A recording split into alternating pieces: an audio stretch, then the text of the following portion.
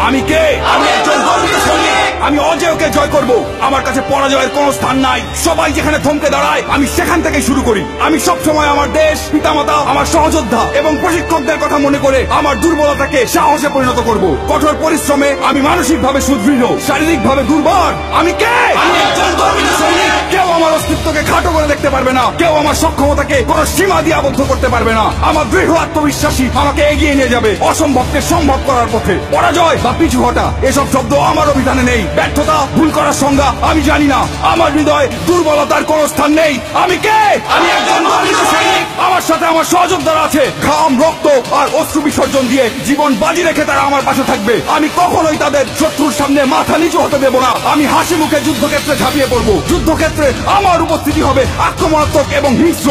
শত্রু আমাকে দমিয়ে রাখতে পারবে না। আমি কে? আমি একজন গর্বিত সৈনিক। আমি যুদ্ধক্ষেত্রে শুধু বিজয়ের অর্থ বুঝি। পরিস্থিতি যতই খারাপ হোক না কেন, আমার হাত পা গুলো দুর্বল হয়ে পড়লে আমার মানসিক শক্তি আমার শরীরকে এগিয়ে নিয়ে যাবে। কিন্তু আমি কখনোই আত্মসমর্পণ করব না। আমি সর্বদা আমার দেশের সম্মান, গৌরব এবং মর্যাদা সমুন্নত রাখবো। আমি কে? আমি বাংলা মায়ের একজন গর্বিত সৈনিক। দেশ আমাকে স্মরণ করবে, ইতিহাস আমাকে স্মরণ করবে। আমি কে? আমি একজন গর্বিত সৈনিক। আমি কে? আমি একজন গর্বিত সৈনিক। আমি কে? আমি একজন গর্বিত সৈনিক।